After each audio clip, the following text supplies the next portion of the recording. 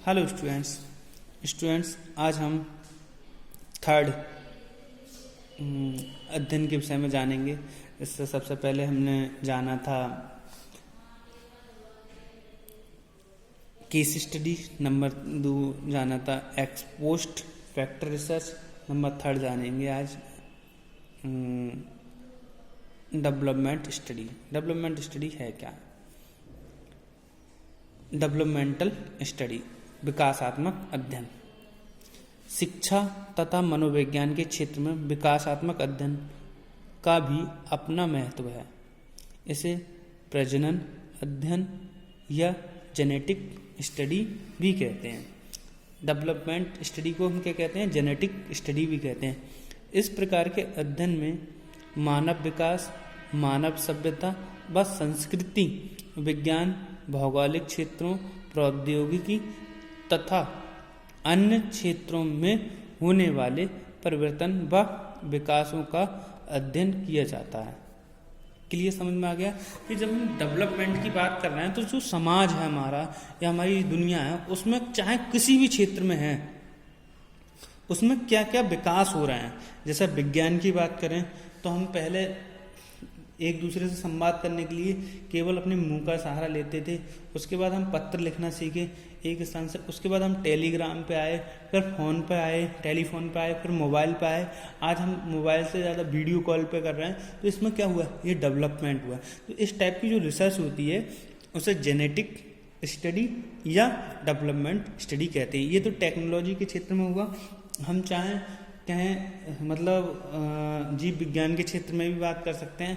हम पहले चिकित्सा करने के लिए हमारे जो डॉक्टर थे उनके पास चिकित्सा सुविधाओं का अभाव था, तो जो लोग थे बहुत जल्दी मर जाते थे, उन्हें ज़्यादा परेशानी हो जाती थी। परंतु आज का जो चिकित्सा विज्ञान है बहुत ज़्यादा डेवलप हो गया है। किसी के खून में परेशानी आती है तो खून भी बदल देते हैं।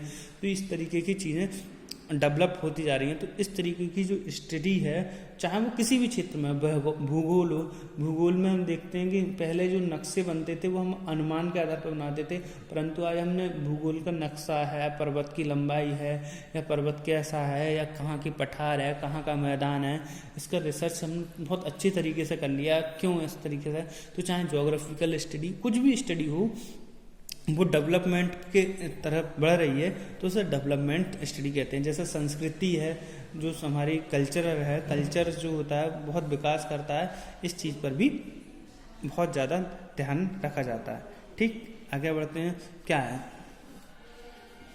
अब हम देखते हैं कि इसे हमने जेनेटिक या प्रजनन अध्ययन कहते हैं और डेवलपमेंट स्टडीज को कहा ही जाता है। यह अध्ययन कभी कभी ऐतिहासिक अध्ययन विधि के निकट आ जाते हैं, क्योंकि विकासात्मक अध्ययनों में कभी कभी ऐतिहासिक प्रमाणों, जब हम हिस्ट्री से आगे बढ़ेंगे तो ऐतिहासिक प्रमाणों से भी तो आगे बढ़ेंगे।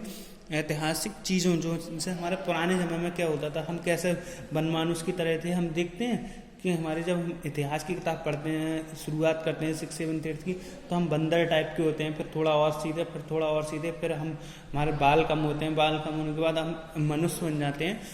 तो ये डेवलपमेंट है। हम हिस्टोरिकल से फ्यूचर में भी क्या करना है, तो ये डेवलपमेंट की प्रक्रिया है।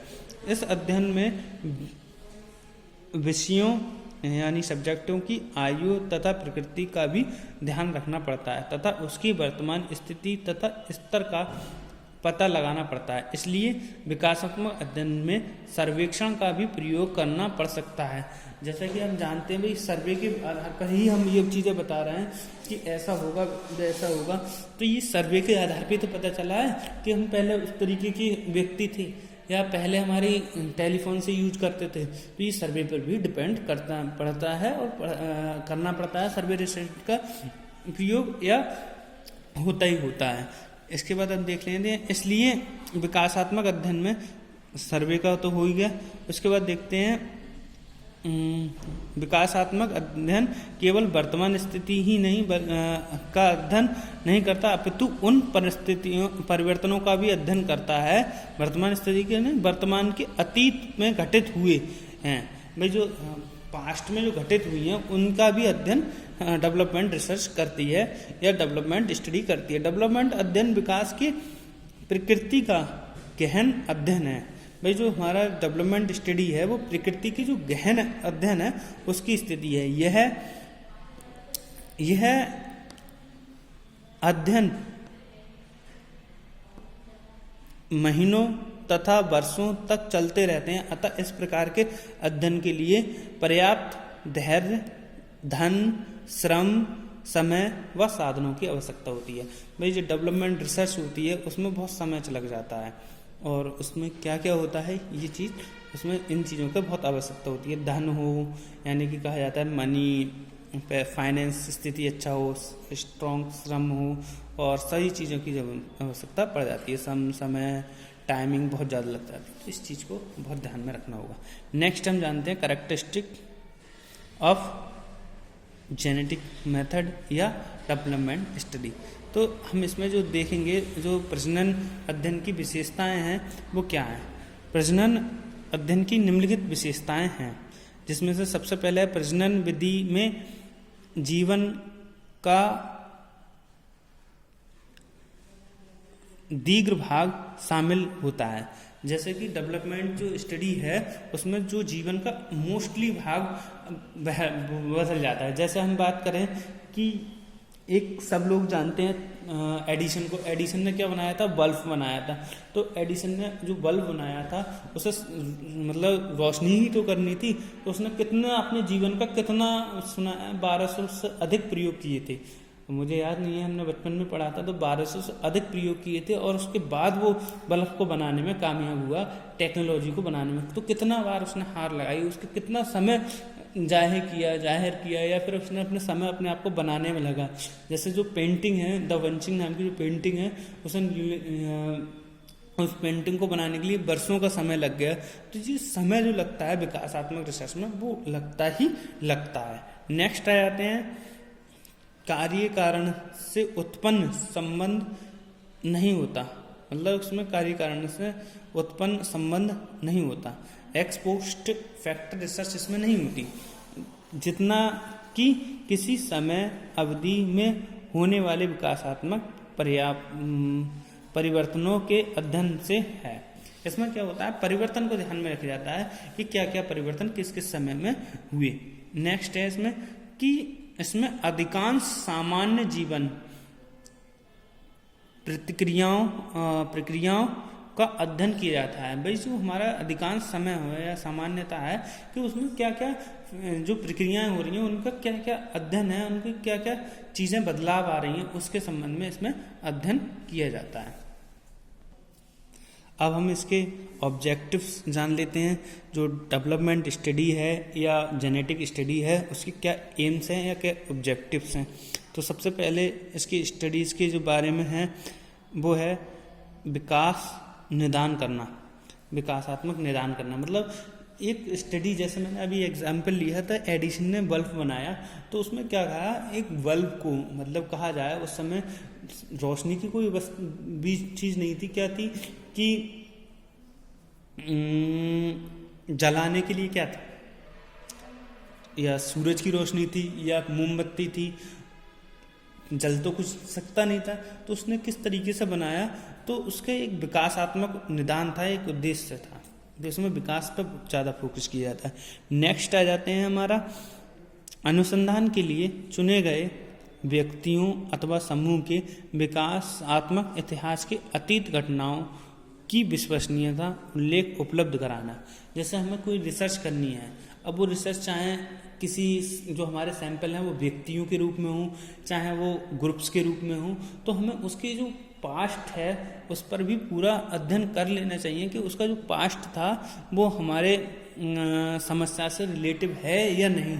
क्योंकि हमारे जो समस्या है अगर हमारी समस्या से रिलेटिव नहीं है तो उससे जो सैंपल होंगे वो हमारे कहा जाए हमारी समस्या से रिलेटिव नहीं होंगे, तो हमारी जो रिसर्च है वो हमारे किसी काम की नहीं होगी, वो डेवलपमेंट रिसर्च नहीं कहलाएगी। क्योंकि उसमें पास्ट में क्या थे, प्रेजेंट में क्या है और फ्यूचर में क्या होंगे, इसका डेवलपमेंट रिसर्च या जेनेटिक रिसर्च अध्ययन करती है।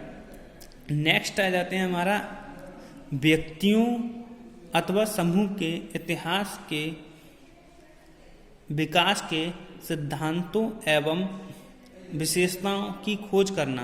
भाई जैसा कि हम जानते हैं कि हमारा चाहे कोई व्यक्ति है, चाहे वो कोई ग्रुप है या समूह है, उसके जो इतिहास है उसका कितना विकास हुआ है। जैसे हम कहें कि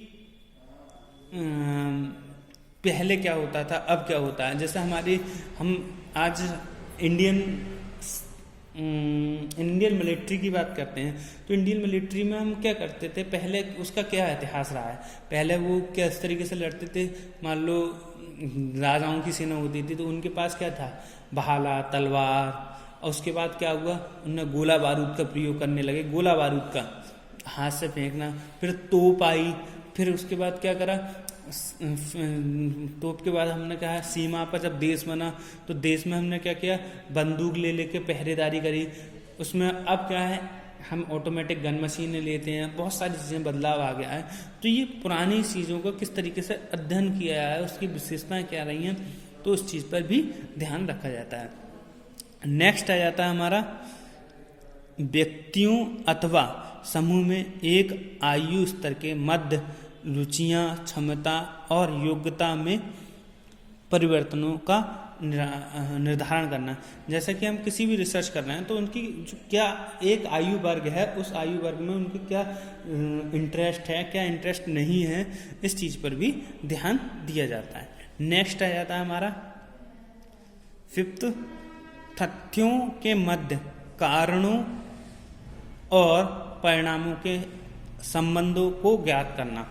जैसा कि आप जानते हैं कि वो जो तथ्य होते हैं, फैक्टर होते हैं, उनके मध्य जो कारण होते हैं, कॉज होते हैं, और उनके जो परिणाम होते हैं, उनमें आपस में कॉज और परिणाम कहा जाए, फैक्टर्स जो होते हैं वो परिणाम पर प्रभाव डालते हैं, तो उनके संबंध है उसका भी अध्ययन इसी में करते हैं। एट लास्ट है बच्चों में समूह के लिए विकास की आयु वर्ग और मानकों को प्राप्त करना। क्या आयु वर्ग है और क्या मानक है, उसके आधार पर करना है। नेक्स्ट हम बात करते हैं, अब हम सेकंड वीडियो में बनाएंगे कि डेवलपमेंट रिसर्च है क्या और इसके टाइप्स कौन कौन से हैं, types of development study. Thank you very much.